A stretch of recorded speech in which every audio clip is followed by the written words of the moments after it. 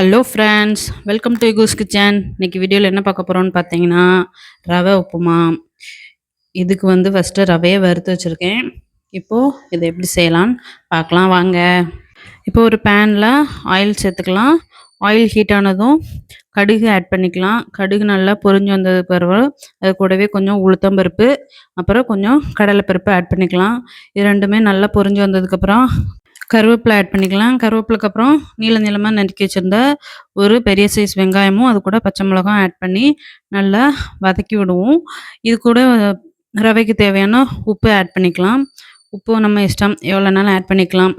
வெங்காயம் நல்லா வதங்கி வந்ததுக்கப்புறம் ரவைக்கு தேவையான வாட்டர் ஆட் பண்ணிக்கலாம். 1 கப்பு ரவைக்கு 2 அல்லது 3 கப்பு தண்ணி ஆட் பண்ணிக்கோங்க. நல்லா கொதிச்சு வந்துட்டு இந்த ஸ்டேஜில் ரவையை ஆட் பண்ணிடலாம். கொஞ்சம் கொஞ்சமாட்டு அப்படியே மொத்தமாக தட்டிடாதீங்க, கட்டி விழுந்துடும். ஸோ கொஞ்சம் கொஞ்சமாக ஆட் பண்ணிக்குவோம். இந்த ஸ்டேஜில் ஒரு தட்டு போட்டு மூடி வச்சுருங்க. ஏன்னா கொதிக்கும்போது மேலே தெரிச்சிடும். ஸோ தட்டு போட்டு மூடிட்டோம்னா அப்படியே வெந்து வந்துடும். எப்படி வந்துருக்குன்னு பார்க்கலாம்.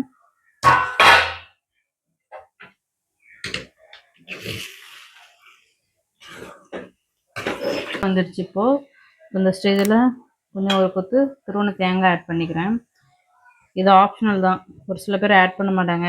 நாங்கள் மோஸ்ட்லி ஆட் பண்ணி அப்படியே சாப்பிட்டுக்கிறது.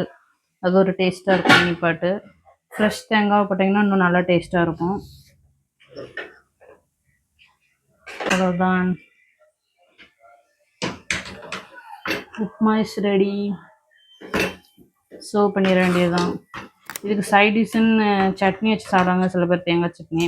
எங்கள் வீட்டில் சட்னி எல்லாம் வேலைக்கு ஆகாது. சீனி தான் எல்லாருக்குமே பிடிச்சது. ஸோ அதனால் சீனி வச்சு சாப்பிட்டுக்கிடுவோம்.